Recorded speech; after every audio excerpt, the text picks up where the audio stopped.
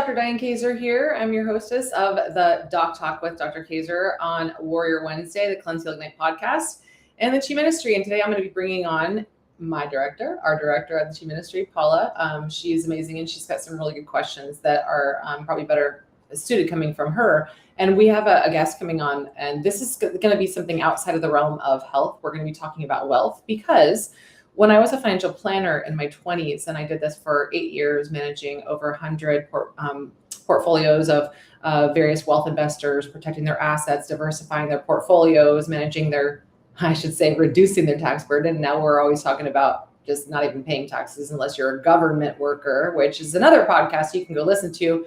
2 weeks ago, I did with Curry Reynolds, and he's amazing about this. So these are kind of two topics that are within the wealth category. But what I noticed when I was a financial planner is the number one thing that bankrupted people's managed day-to-day expenses, and their largest expense was debt to health. So there's always a connection of wealth and health. The healthier that you are, the wealthier that you will be. And then the other thing is, the more financial challenges and struggles that you have, the more debt that you either have or perceive that you have or are afraid of having or not eliminating or not paying on time or whatever that might be. That is at least 50% of the burden of the average of the average adult today is suffering from at least one, if not two, chronic diseases, and at least half of the population of young children is suffering the same. Where did chronic diseases come from? We always talk about the shit, right? Stress, hormonal imbalance, infections, and toxins. This is the S part of stress. Financial stress is the number one reason why couples divorce. It's the number one reason that people carry fear. And it is the number one perception of lack, which the opposite of that is abundance. And today we're going to talk about financial abundance. Imagine your life being free from debt. Imagine your life where you're not paying interest only on your credit cards and just continuing to see this dangling GMO carrot where it just never seems to end. When are you going to get ahead? When are you not going to be drowning in the proverbial water like you see behind me, that you'll finally get afloat, right? This is what I saw people go through in my 20s as a financial planner and stockbroker. And also protecting their assets with things like insurance and whatnot. Those are all things that we do out of fear of losing our wealth because of some unknown circumstance. What if you could actually take more control over the expenses that you have in the realm of obligations, liabilities, debts? We have a perception as well that we own the things that we have loans on.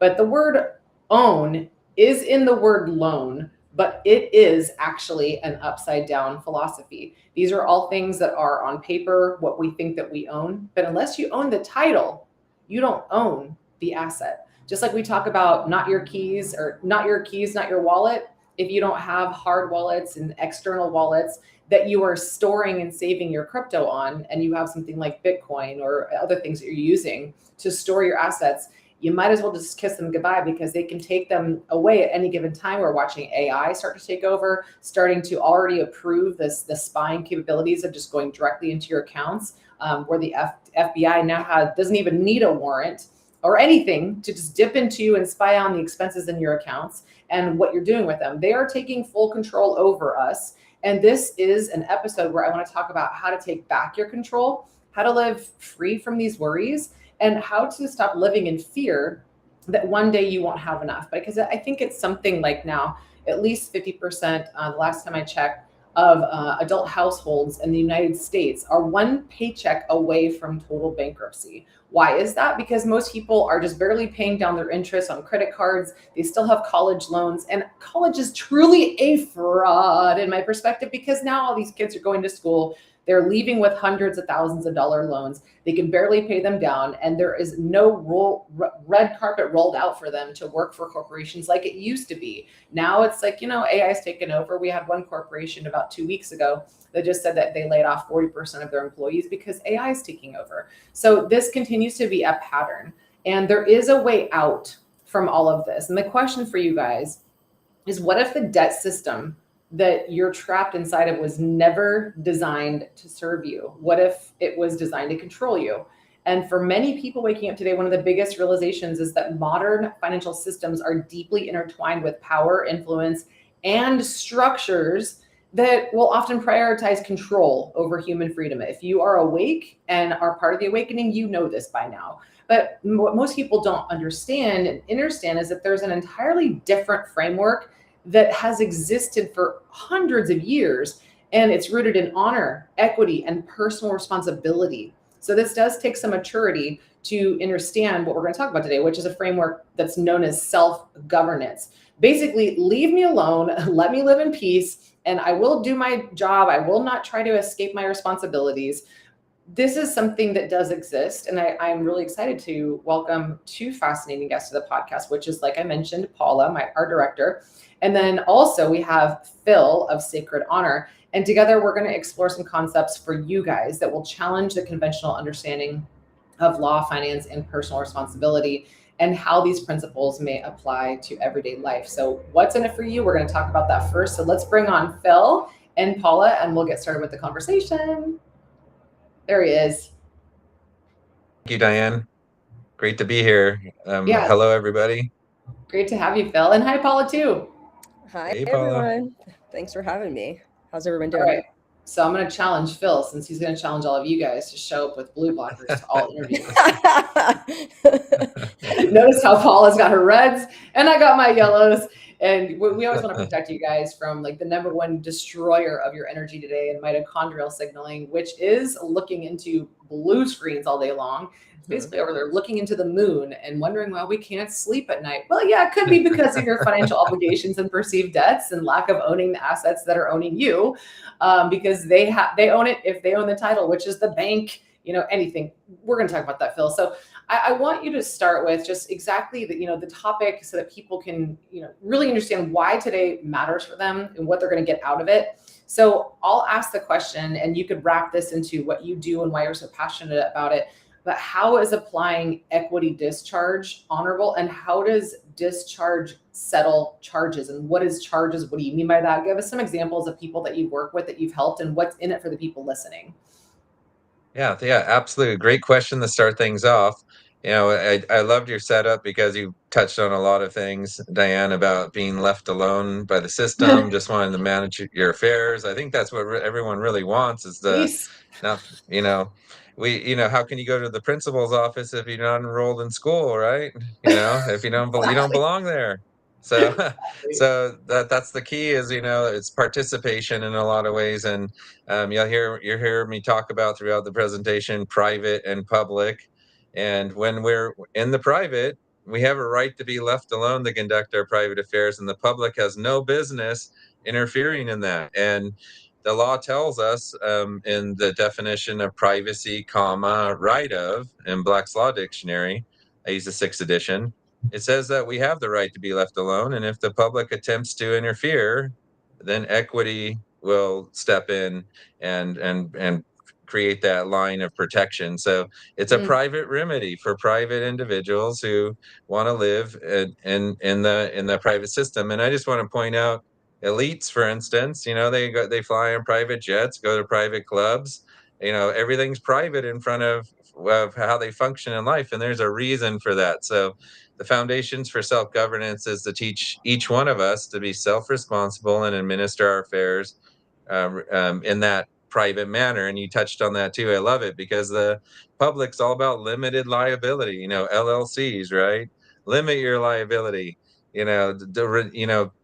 be behind a contractual public shield, where in the private, it's all about being fully responsible and administering our affairs. So to get to your question, how is this how is it honorable, how is it equitable to discharge debts, to remove yourself from contractual public obligations? And I use the word public because this isn't a way to navigate the private side of things in this way. But when we interface with the public, this is available, and it's written into law.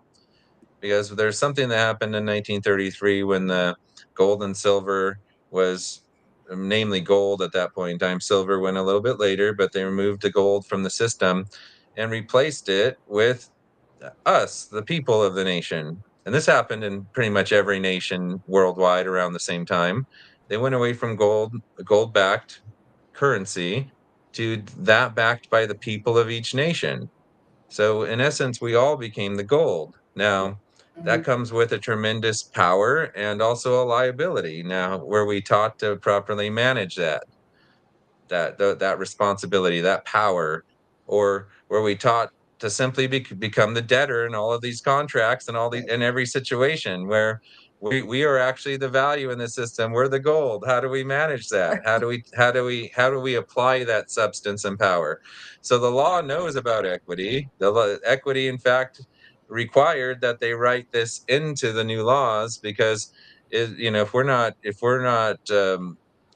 things aren't disclosed to us, and there's unjust enrichment happening by actors in the system, then there needs to be a remedy for us to have our ability to apply our substance and settle charges. Now, when I say settle, I'm not talking about with Federal Reserve notes or whatever bank notes are in your nation.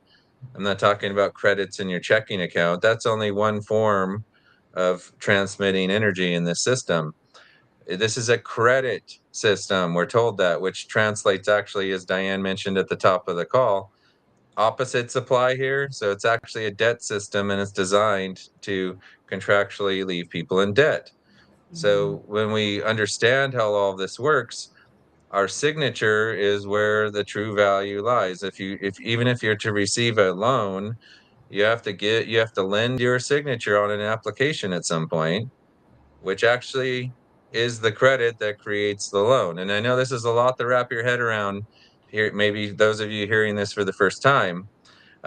However, it's written into the law that we have the ability to, the way, under the maxims of contract. If you're not familiar with the maxim, it's a settled principle that's bedrock of the law and justice system. These are principles that most of them are written in Latin, and they go way back to ancient civilizations even. Um, and it says the first maxim of contract says the way a thing is made, it's also unmade. So if our signature created a loan or a contract, our signature is also the way to settle that. And it's when I say honor, one of the synonyms, one of the things that we do in equity is it's called accept. We accept everything and refuse nothing.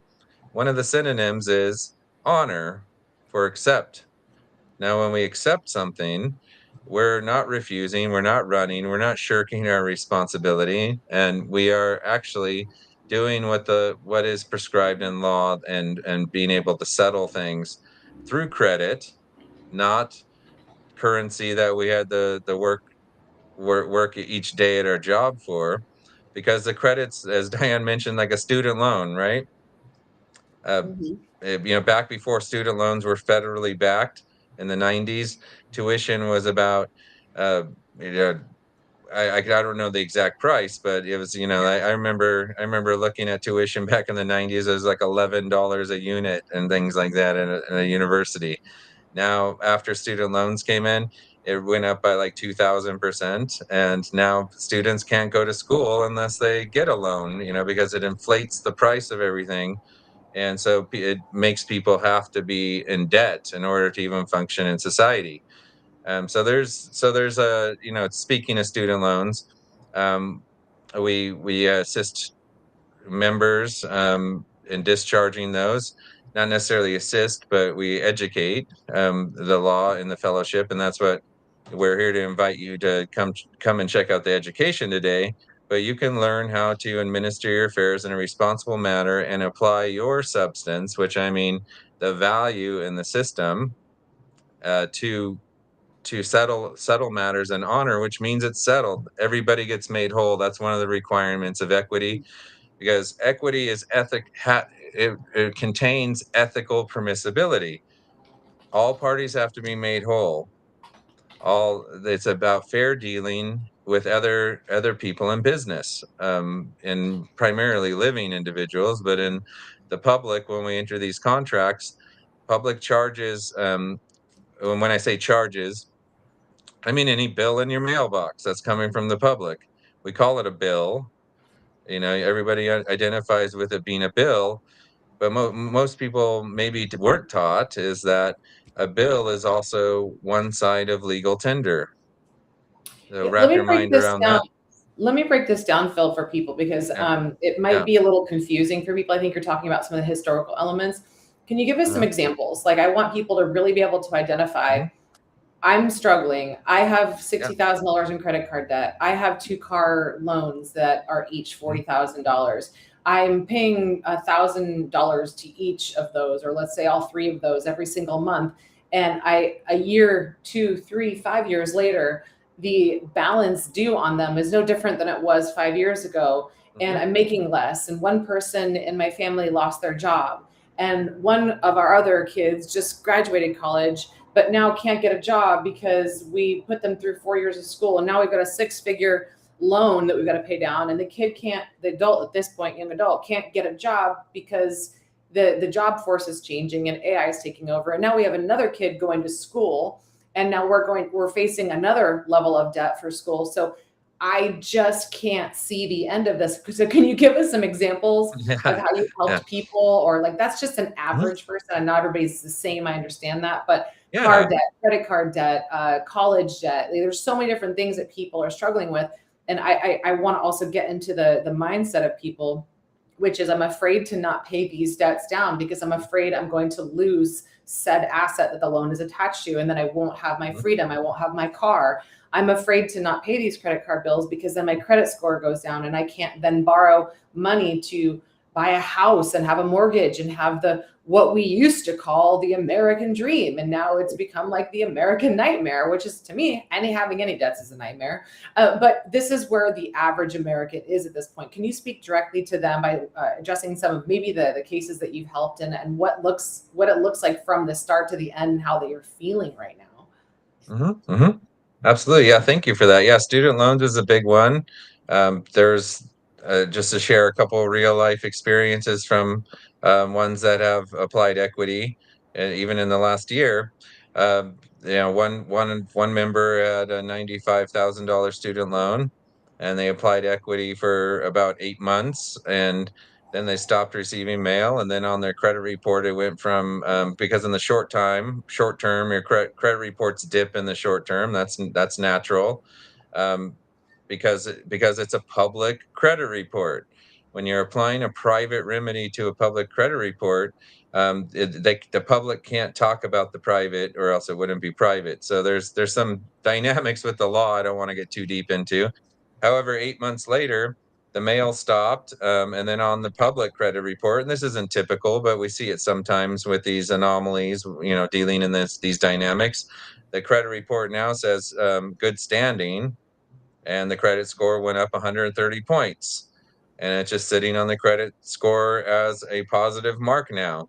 So that's one instance of after 8 months, and then of discharge. Typically, discharge takes about 8 to 16 months. So that's one instance in the last year when it hit the low estimate of the time frame for that. There's another student recently who had an older student loan they stopped paying years ago. It's just 6 figures, upwards of 300K, and it was old, and they hadn't dealt with it in a long time. Well, they learned about this, and so they started applying it, and it took about 5 letters in that instance, and then they said that they disappeared off the credit report, and they stopped receiving mail. Okay, good. So that's that's going to be relieving for people to hear, because they're afraid of, okay, now that the perception is the debt got discharged, but then years later they can get something in the mail that says, oh, now it's not only been discharged and recharged, but we're going to add more interest and fees and charges and late penalties. So you're saying that once it's discharged with the work that you do, it's permanently discharged? Like, that's the process and that's the idea? When you get to the end of it, it's a process. So a process is a series of steps leading to a conclusion. It's like a marathon, right? In some respects, you have to finish the race and get to the finish line before you're finished. But when you finish the finish line, it goes away because there's no longer any debt. It's settled. It's not that I'm not going to pay, or there's a lot of different strategies out there. But some people say, hey, I'm not going to pay, you're fraudulent or something like that. It's an argument, right? Mm-hmm. Equity is peaceful, doesn't require any argument. In fact, one of our creeds is, I do not argue the facts, jurisdiction, law, or venue. Please present me the bill and I'll honor it immediately. I'll settle up with you. Please just give me the bill, because when a bill is properly, when you apply equity to a bill, it becomes a bill of exchange, which becomes the credit in the system to settle the account, and they are able to balance their books. Same with the IRS. Okay, they're a debt collector. If you show up in their system as owing, then they're going to send you a bill. And in the law, it tells us that when a bill is an order to pay or accept. Right. That's interesting. And I mentioned the word accept earlier, right? Mm-hmm. Right. So, and we've all been misled on what these things mean, and truly Yes. charging interest is like illegal. So that's one thing that we need to suss out here, is that we're not like, I don't even play the left right game and liberals and it's stupid, but how people perceive anybody on any side being a victim, and I'm not going to do this, and I'm owed everything, and I'm entitled. That's not what this is about, you guys. So I wanted to make that super clear. And I know, Paula, you had a question, so I wanted to tee off Phil's response to that one. Well, Phil, you were mentioning some pretty high numbers. I think you said 90 or 95,000 in the first example, and the next one was $350,000. Is there a cap that you have found at a certain amount of debt, or per what the supposed debt is, or is it sort of, there's a different leveled system there? There's really no limit, because if I don't want to get too far down the rabbit hole as far as where these credits are coming from, but it's based on the birth certificate security. When a birth certificate's issued, the last audit I saw on a birth certificate, Securities and Exchange audit, it was worth $55 billion. It's a pre-funded account because they're valuing. I said we're the gold in the system, right? They have to value the cow on how much milk it's going to produce over its life. So that account is pre-funded. Anytime you sign your signature to get credit in the system, it's coming from that account that's pre-funded. They're servicing that credit. They're not loaning you anything. Then they get you to sign a contract that says you're going to pay us back plus interest, right? Double dipping plus interest. And the terms and they're not conditions. they're not releasing any details. System of form. They hide the details of the transaction. Legal act lacks ethical permissibility. All right. They don't care about ethics. It's all about forms and contracts. So with what you're saying, I mean, that account is funded and they're hitting that account all the time and you don't even know about it. And that's what's funding the system, really. The Federal Reserve notes and credits in the bank account are just for currency and bartering and exchange. The credit system I'm talking about is running the system. The courthouse is a bank. I don't want to go too far into that, but the law tells us that it is. And there's reasons for that. So when getting back to your question, even if you don't have a birth certificate account, let's say you're from a different country, right? That's just, there's no status required to apply equity, and you just have to breathe and be alive. Okay, it's for which living they people. absolutely don't even think we are. They consider us dead. That's what the straw man thing is all about. Our cloned self and this fictitious corporate corpsorate. Exactly. And so the commercial law and equity tells us that the value of the bill is on its face. Okay, so if they send you a bill for $1 million, that I want you to look at your bills, everybody. There's no minus in front of the sum they say that you owe. There's no minus and there's no parentheses. It's not a debit, it's a credit. They're sending credit on a bill that can be authorized when you properly know how to do it, and when you return that to them, and that's legal tender. They can exchange that in for that credit to wash against the account. I know this is new to a lot of you, and it's like way different than we were taught, and there's reasons for that. It's about control, as Diane alluded to earlier. It's about control. Knowledge is power. And when we're only taught how to function in half of the financial system, or notes, bank notes, right? Promissory notes. Most of us aren't even taught how to operate with promissory notes, but we're taught that we exchange with these IOUs, right? The currency of your nation. there's a whole nother wide world out there of legal tender that we're not even educated on. So we are settling everything in honor, exactly as the law tells us to do. And about the fear aspect, I can understand, wow, this is way different than my parents taught me how to operate. Don't people get in trouble for this and all this? No, actually, with equity gets people out of trouble. It settles your debts. I want to bring up a scripture, Matthew 5:25 and 26. And I'm paraphrasing depending on your translation that you're using. Settle with thy opponent on the way to court, because if you get to court and you haven't settled the debt, then you will be turned over to the officer and be in jail until you pay every last penny. Mm. So equity tells us to settle. Just settle with them. Give them what they want. We don't need to argue and say, I glow in the dark. Your laws don't apply to me, or any of that kind of stuff, or argue. Please, one of our lines is, oh, please give me the bill. I'll honor it immediately. Please present me the bill. I'll take care of that right away for you. Okay. Here you go. Here's your credit. Are we finished here? Thank you. Mm. That's the power I talked about earlier about being the substance, being the gold in the system. When we are the true creditor in the system, we need to conduct our business in that manner. There's no running, no hiding, no deflecting, no fighting. Please, give me the bill and I'll give you the credit. How about that? But you're too proud to beg, okay?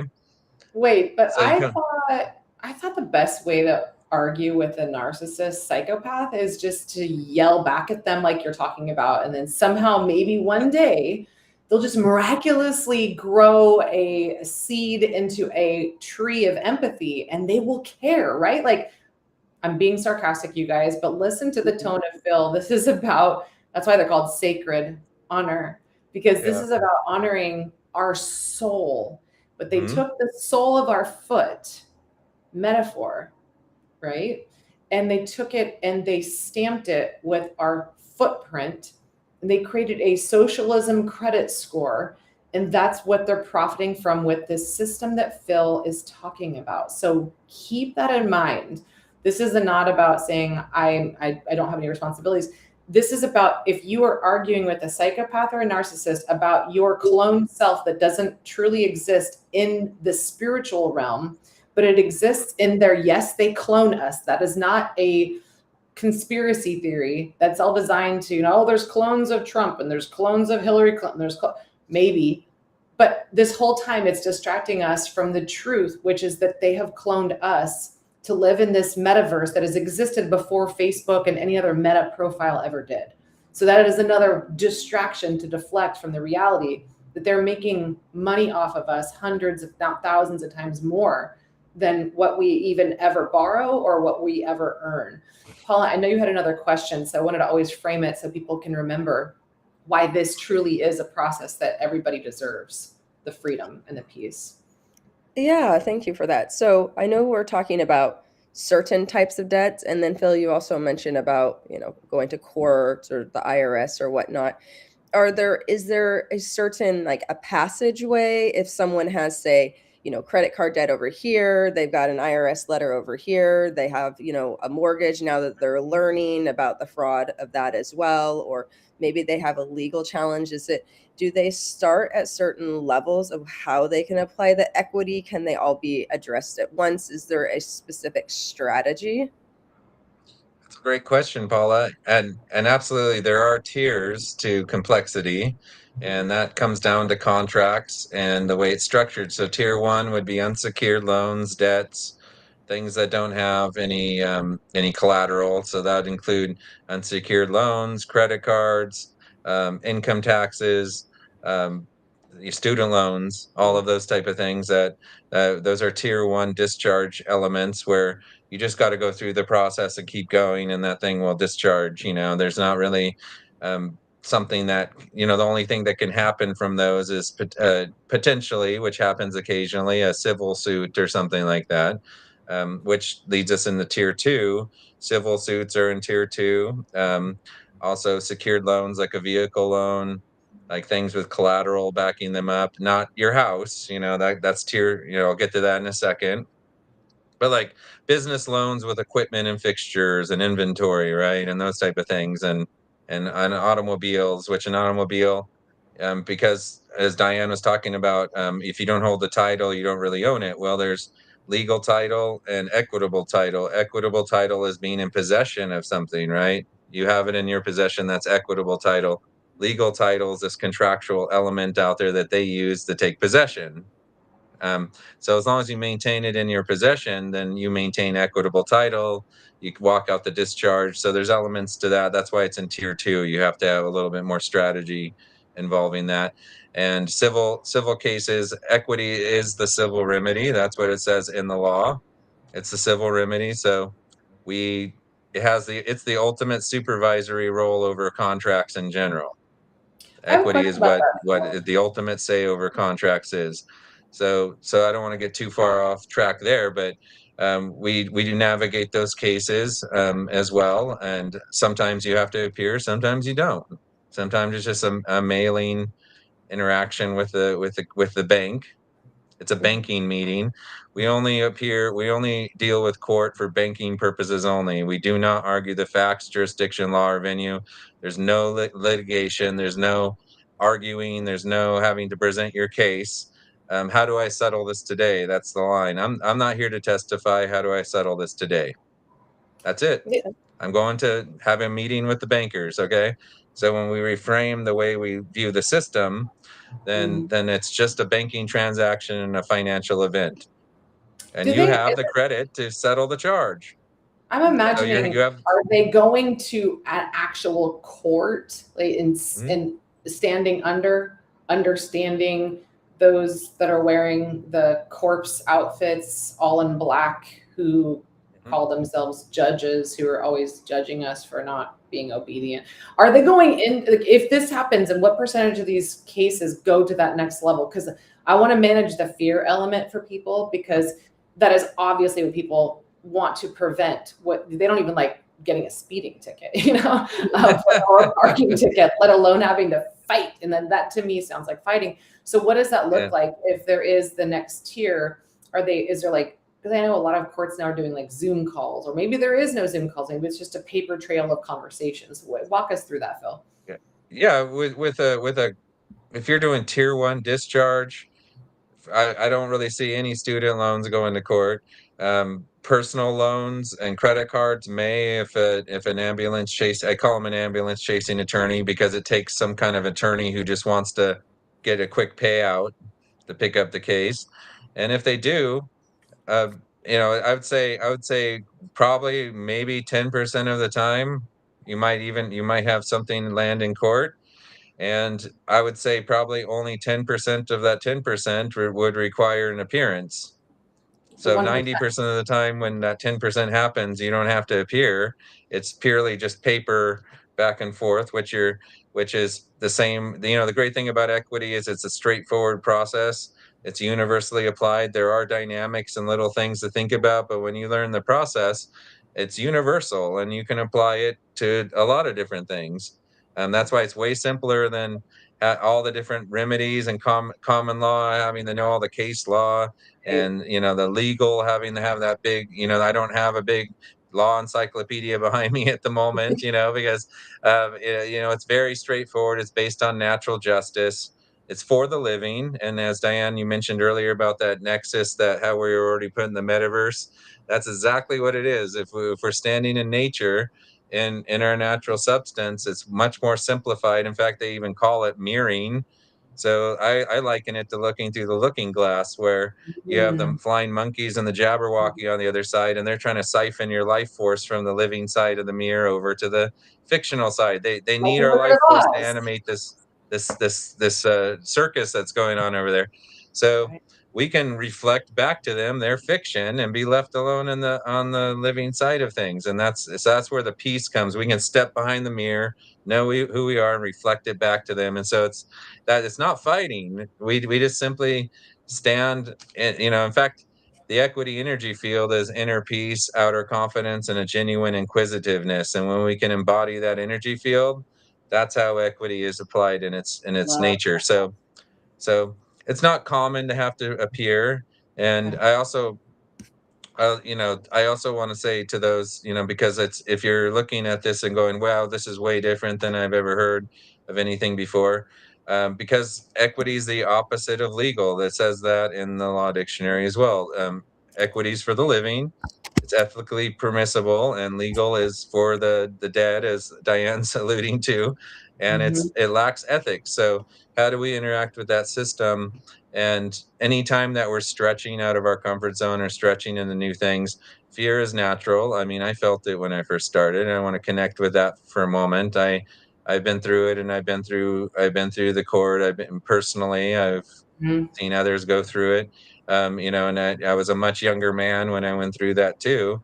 So I relate with that, and it's a reprogramming, just like um, the fear. Like, I'll use the Wizard of Oz analogy again. When they went to see the wizard finally, and the wizard's behind the curtain pulling the knobs, and the fire and flames and all the, ooh, the big show. And then Toto goes and pulls back the curtain, and there's just a guy back there pulling the levers. Once you start to realize that that's what's going on here, then that helps us erase our fear too.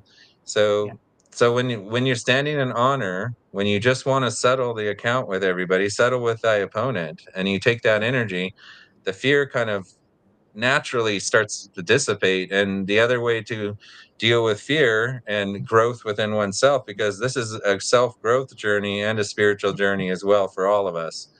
And when you take in education, and when you educate yourself, you can begin to trust what you've read with your own eyes. And if it's and it, as Diane alluded to, we're in an abusive relationship with the system. It's gaslighting us. It's a narcissist. It's trying to convince us that we're nuts, and that it's the authority here, when really it's the other way around. We have the power to leave if we want. Okay. Yes. And so Like she wakes up at yeah, the end of the movie and she's like, there's no place like home. I mean, that is yeah, that is you coming back to yeah. home in your heart and your true soul. And I don't want to interrupt you, Phil, but this is such an important piece to understand, because people are always asking, how do I free myself from fear? And the only way to do that is by facing it and understanding how we got programmed to be afraid of anything to begin with.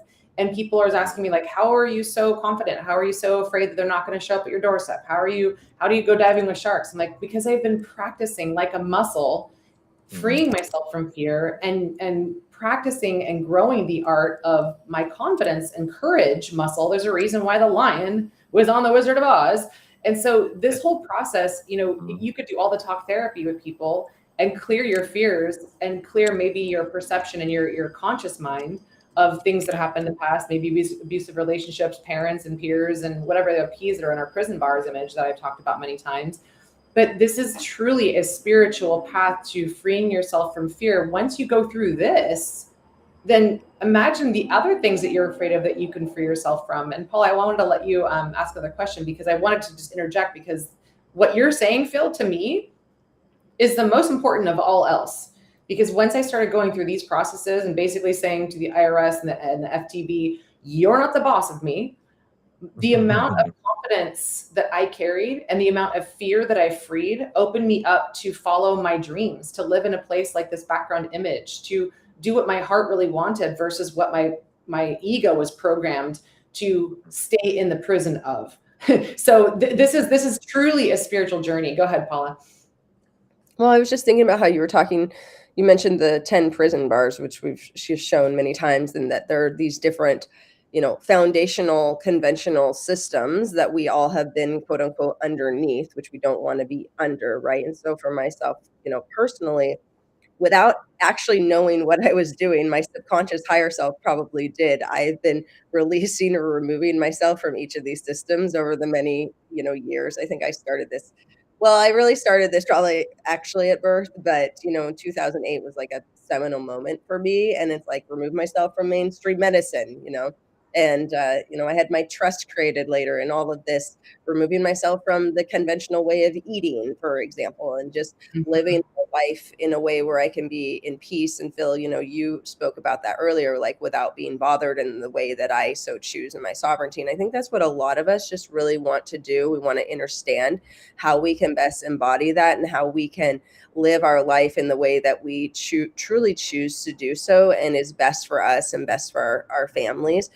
and that it's, not something that we can necessarily do overnight, but it's a little bit of peeling the layers away and back a little bit over time. The more that we learn about it in each of these different areas and each of these different systems, it becomes easier, because for me, I go, okay, I already applied it in this way over here. I may not have necessarily been saying, equity, but I definitely, what resonates for me is the self-governance, which you speak about, Phil. And I've applied it in this way in this system. So then now I can apply it in this way in this system, right? And how can I consistently embody um, my beingness, right? That's kind of what I like to say. So it's been easier for me in removing myself from certain systems than in others. And I have found where I've had fear, and I've just had to face that and go through it and just peel back the layers of that. And it does become easier, like Dr. Diane was saying. And I'm grateful that for some reason my higher self wanted to take me on that journey, but it's almost like it's never ending, and there's like, kind of a different boulder to move out of the way. So I'm sure that everyone experiences that to some respect in some way of your life, and we all have certain blocks based on our programming. And it's just going to be individual for each of us. I don't really even want to use the term individual because it's a corporate, but it's going to be for each of us to discern what's most important and maybe where the challenges are, and then what we can face and how we face them and how we move that out of the way. But something that, and I think that this really plays into what we do really well here at Chi, and what Dr. Diane speaks about a lot, is informed consent. And how we have not been given informed consent, right? Specifically in this medical arena, if you will, and with the vaccines. And, Phil, that's what you were speaking about earlier, is that we haven't been taught, we haven't been given the informed consent of how the banking system works and the financial system and the IRS and all that. So how do we shift, that paradigm? And that's what we're talking about here. And how do we inform ourselves, really? So I guess that's a greater, like, foundational way that I'm just looking at it. And I'd love maybe for you to share how someone, if they're hearing this for the first time or they're watching this, like, what is the next step that they can do, to become a member. I myself am a member of Sacred Honor. So what can someone do now? Yeah, and then Phil, what's involved in it too? Like, people are probably like, is this a part-time job? Is this 20 hours of paperwork a week? What does this involve? I'm sure that people are wondering what that looks like too. Yeah. Thank you for that. And I love the parallels you two are drawing about this paradigm shift we're going through, about leaving big medicine, leaving the factory food system, we're waking up into all things natural again, and we're going back to what worked for all of humanity for thousands and thousands of years before this fabricated kind of fictional overlay that came into play here. Yeah, we call it decentralized. Yeah, exactly. And one of the synonyms for equity is natural justice.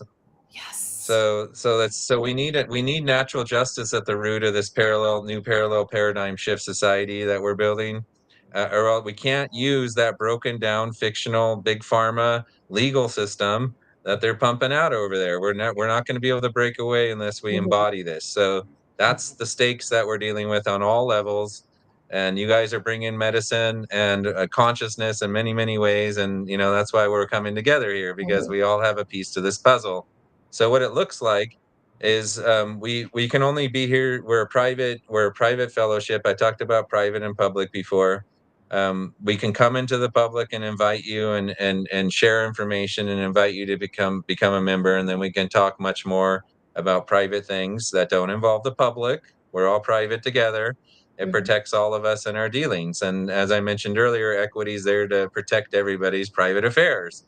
So part of it is you become a member. You'll learn more about where to start. We with our members, we break down where you're coming from. Everybody's coming from a different place. Everybody has a different spot they're waking up in to all of this.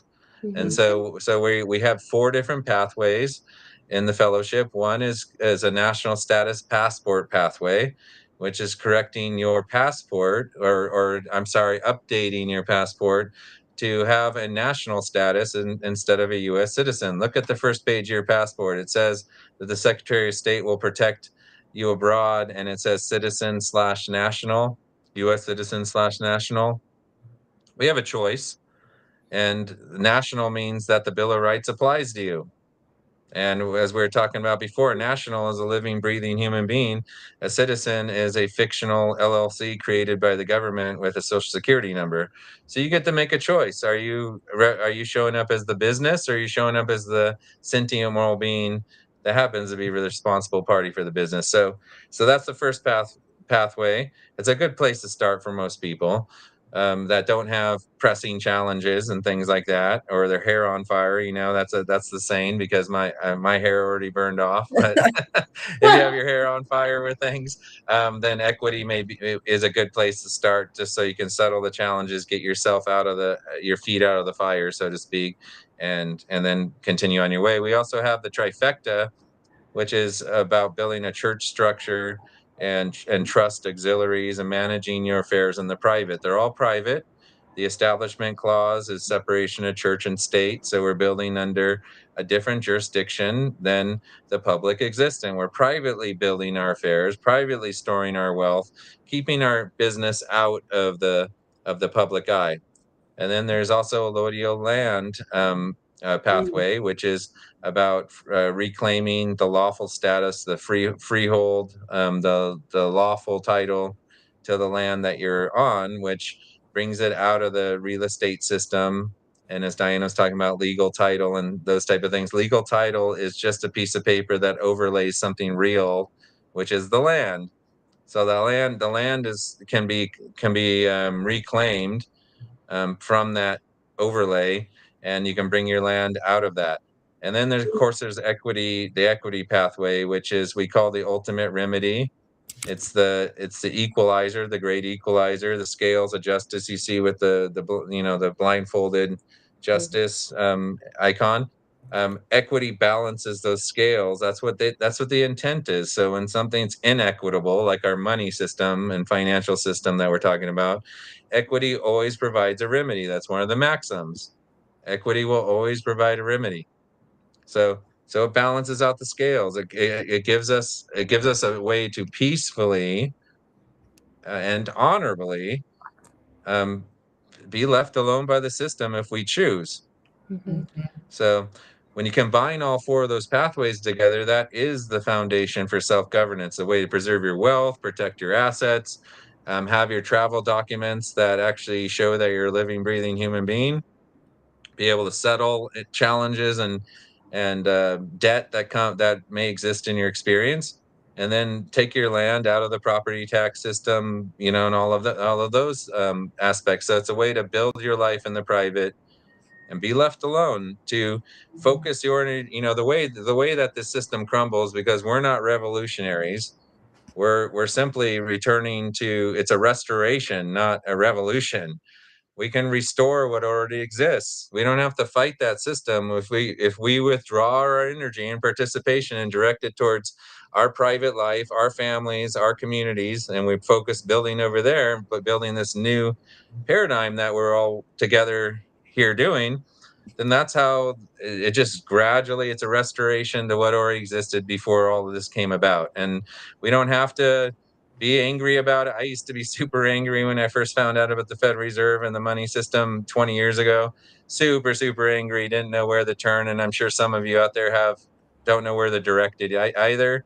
But when I found equity, or equity found me rather, I was able to go to peace over it. And you don't have to study 40 hours a week. You don't have to learn all the law volumes I was telling you about. This is a one step at a time process that you can take at your pace.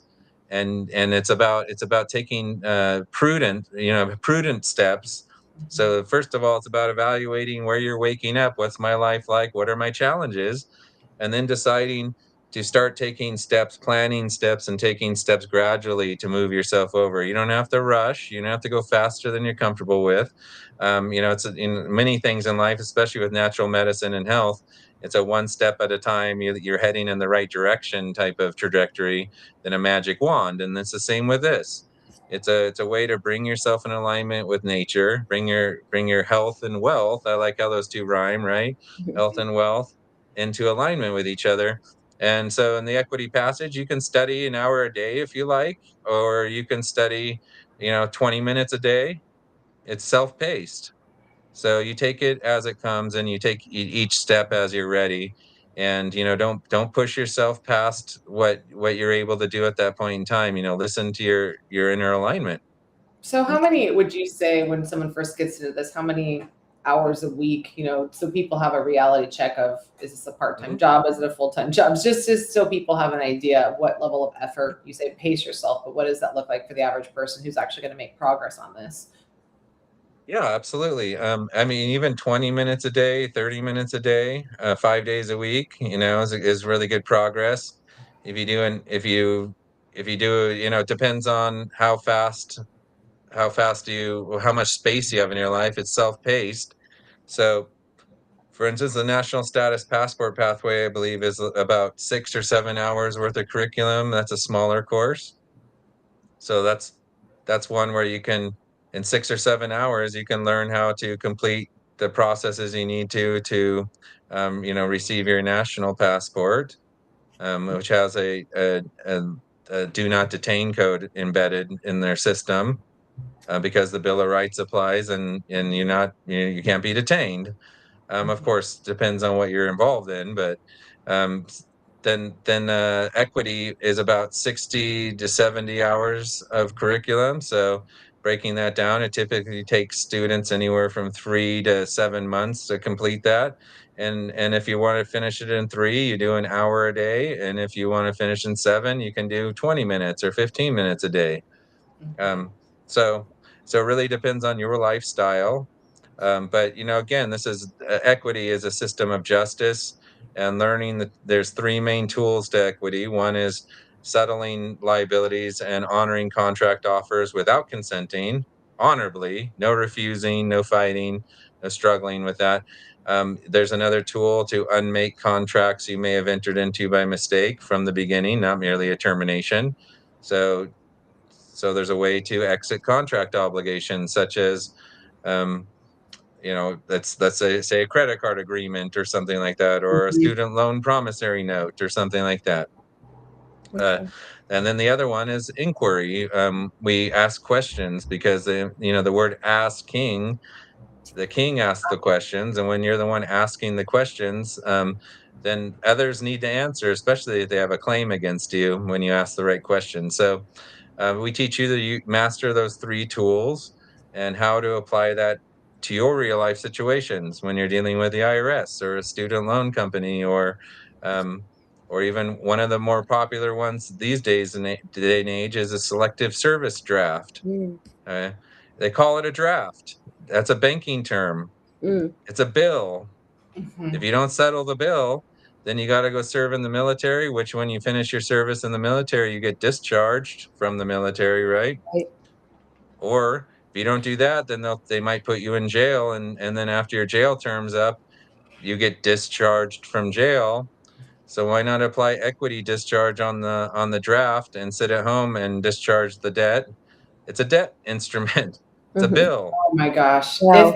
anybody Yeah. has any doubts on what any of this means to, and truly how we got to this place, is, Catherine Austin Fitz is a really big powerhouse, and she's done her work for the government. She saw the underbelly of the shadows of the government and the shadow government, and she's one of the most well-versed in this topic than anybody. So if you need to be convinced, because I think that most people really need to see the truth of what this whole system really is, she's a great place to even, I heard her, I think on Tucker Carlson, just the other day was talking about the slave system and how they've expanded the prison system and what they expanded it for. And it's a private system. It's designed to make money on people's enslavement, and they'll create any reason to, enslave you. I wanted to actually share one thing, and I know we got to wrap. But this is something I wanted to share about, and it's one of her posts where you can see what I was referring to earlier. IRS AI surveillance invading every bank account files, or folks, what we've just uncovered is straight out of the financial control playbook I've been warning about for years. The IRS is deploying AI to rifle through the bank accounts of every American citizen without a single search warrant in sight, see how much they think they control you. And you can keep playing their game if you want, or you can stop, which is what Phil is trying to help you guys with. That's why we brought him on today. And you guys can get the free ebook. We've been putting the link at the very bottom there, dianekazer.com/sacred honor. This bombshell comes from an undercover journalist who pierced the veil The IRS now claims unrestricted access to every single person's financial life. I don't know if I read this. The IRS is deploying AI to rifle through the bank accounts of every American citizen without a single search warrant in sight. Just demands being repeated. No notice, no due process, just algorithmic eyes scanning your transactions in real time.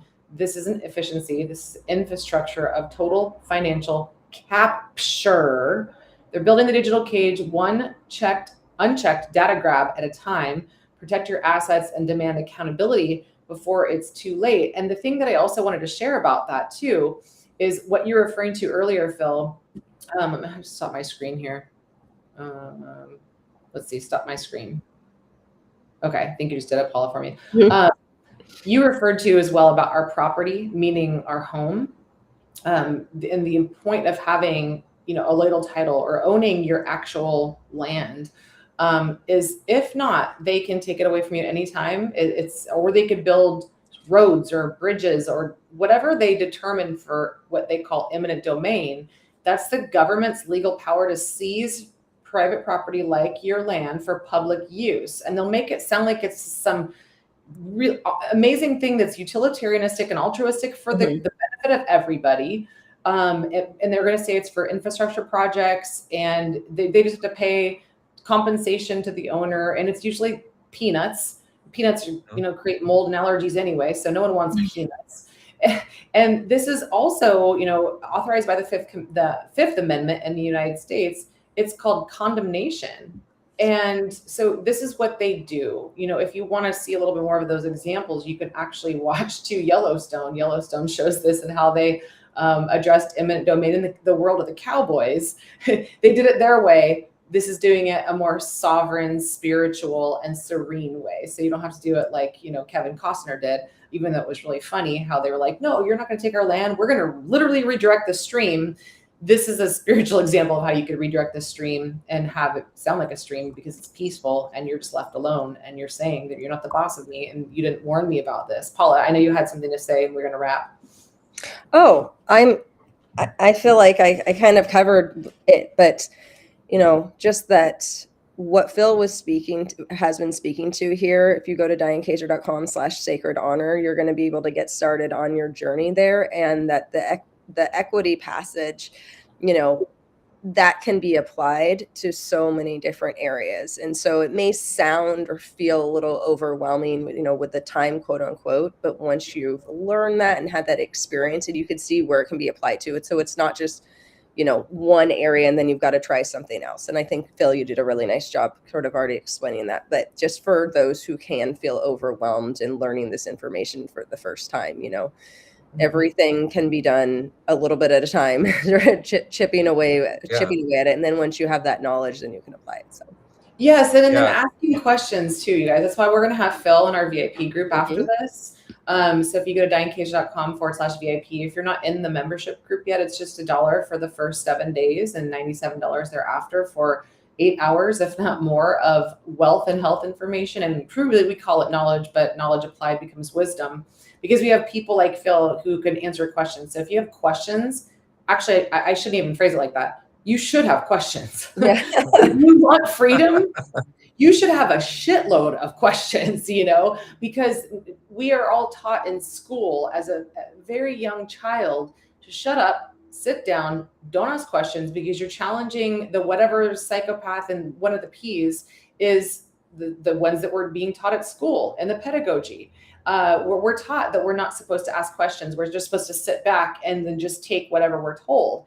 So it does take the initiative of asking questions. You will never get answers to any of these things if you're not asking questions. So Phil's going to be with us in the VIP group right after this. If you're watching the replay of this, you can get in the VIP group and watch it later on. It will be in the archives. And then we highly encourage you guys to get at least the ebook and get started, which is, again, dianekazer.com/sacred honor. Phil, I wanted to let you have the last words.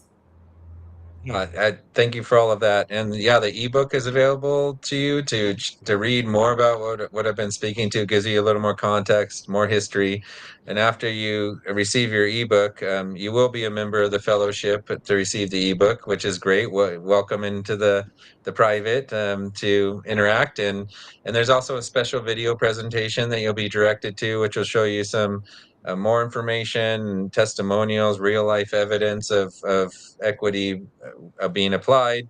And then you'll be able to find out more details about how you can hop on in. And I just want to share that, you know, self-responsibility and educating ourselves, to build the new paradigm, the new society that we're looking to, it involves each one of us being responsible for our part. And if we're not responsible to self-govern or the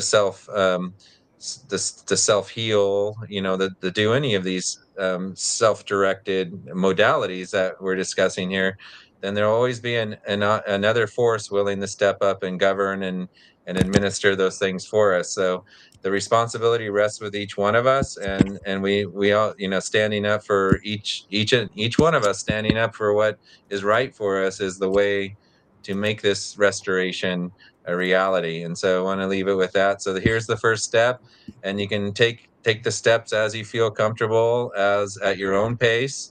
And just, again, it's like chipping away at it, just like a squirrel takes one nut at a time to store for winter, right? Not a peanut, because it causes a If lot the of mold squirrel out. looked at the big pile it needed for winter, it would have a panic attack. But instead, it just goes and gets one every day and takes it up there, and that way it stores up for winter. And so I'll just leave it with that. But I look forward to being in fellowship with you. Come on in, and there's a lot more to share. Yeah, thank you so much, Phil. And I'll end with a quote for you guys. It's that equity aids the vigilant, not those who slumber on their rights. And this is where you guys get to experience equity jurisprudence. It's not a loophole. It's the original path, forgotten by many and preserved by the few. And that's what Phil is doing in the work with Michael in the Sacred Honor Fellowship. And notice he says fellowship and we say ministry, because we're all operating in this spiritual realm, which is in the private. And we want you to join us in these paths, and also even look at this for maybe even how you're operating your own business.